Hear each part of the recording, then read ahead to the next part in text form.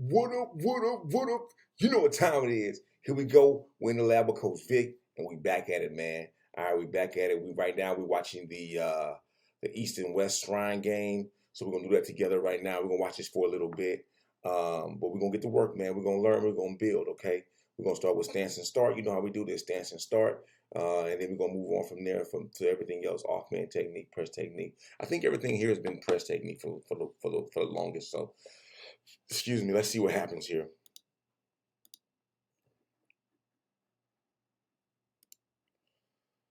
So let's backtrack. Oh, here we go. Let's go with this one. You can't just stick a hand out there. You see how you stick a hand out there? He has to, hold on. Let me see if I can back this up a little bit. So this is same thing with that one. You can't just stick, you got to move your feet first, man. Feet. You got to get over. You got to get over right away. Like right here, you got to get over right away, right here. You got to get over right there. You got to get about right here. Get over there, collision him. You got to receive the tight end. Receive him. Don't push him off. See that? See how he extended his hand? You can't do that. All right? All right? So good stance. Good start right here. I like this. Good bend in his knees. All right? Good flat back there. Good eye placement here. Let's see what happens. Good feet. I'll take that all day. Run to it. Get to it. Get to it. Get to it. You got to get to it. You got to have fast. You got to. Now, only one part about this right here. I need him to cut him off right there. Try to cut him off more and get a hand on him right there. So I want him to cut him off right here more and get a hand on him right there, right away. Right? Get a hand on him right away. Try to slow him down a little bit. Get a hold of that hand. All right? Get a little fighting going, a little chicken fight going on with his hand. Good job. Bad eyes, and he looked scared here. I don't know if he was scared. Great stance and start right here. Great stance and start right here. But you know what I'm saying? Like he got to do better, man. Great stance and start. The back a little curved. I don't like that too much, but it's okay. Let's see what happens here. Okay. Boom, you moved over. He is too high here. His feet is too close. You see this?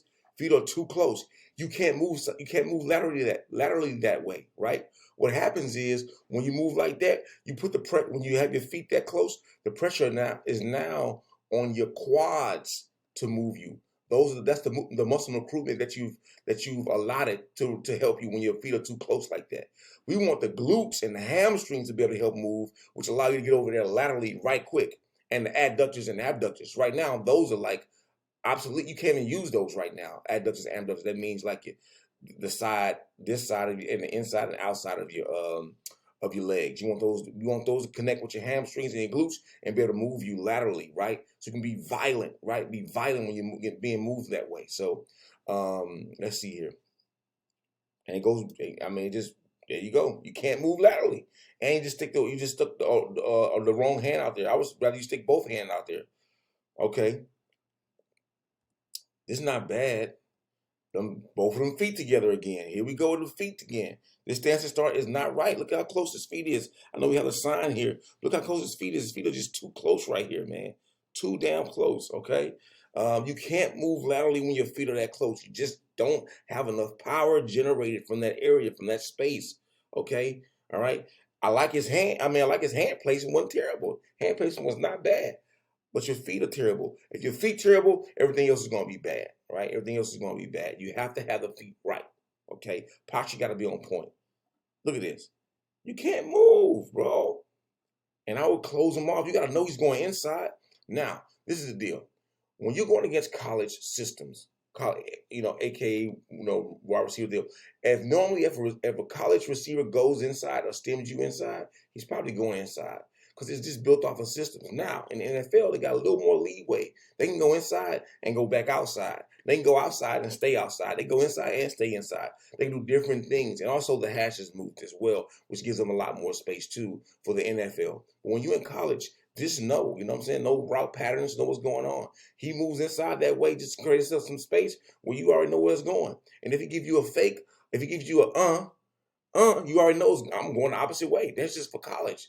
These guys are college taught right now. So I'm going with those. I'm going with those indicators. You got me? Let's go.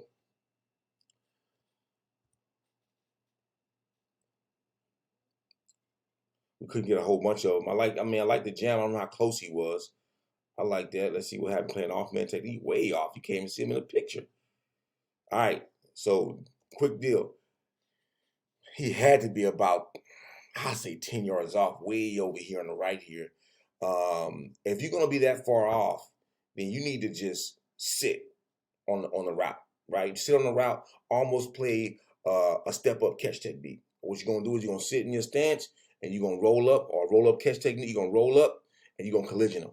You might as well just do that, because if you just start backpedaling, you're gonna be out of the route regardless. You just got yourself out of the route, and that doesn't look good as far as, you have all these scouts here looking at you and evaluating you, right? You want to be in the action. I don't care if you fuck up or not, mess up or not. Excuse my French. You want to be in the action, okay?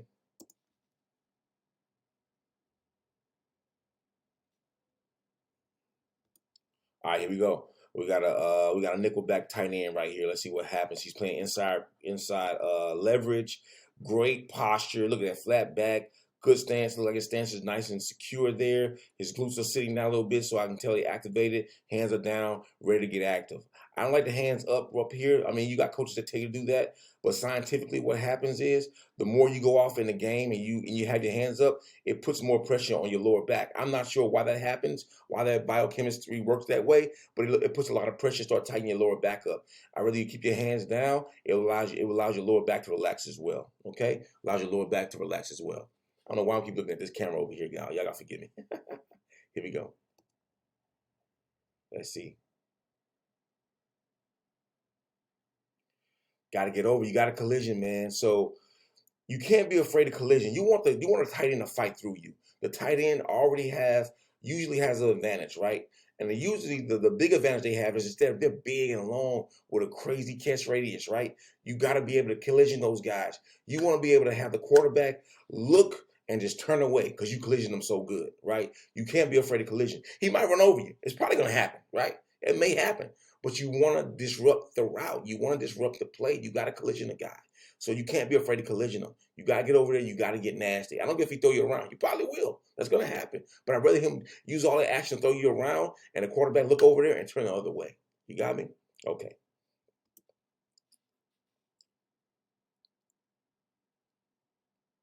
He crossed his feet there.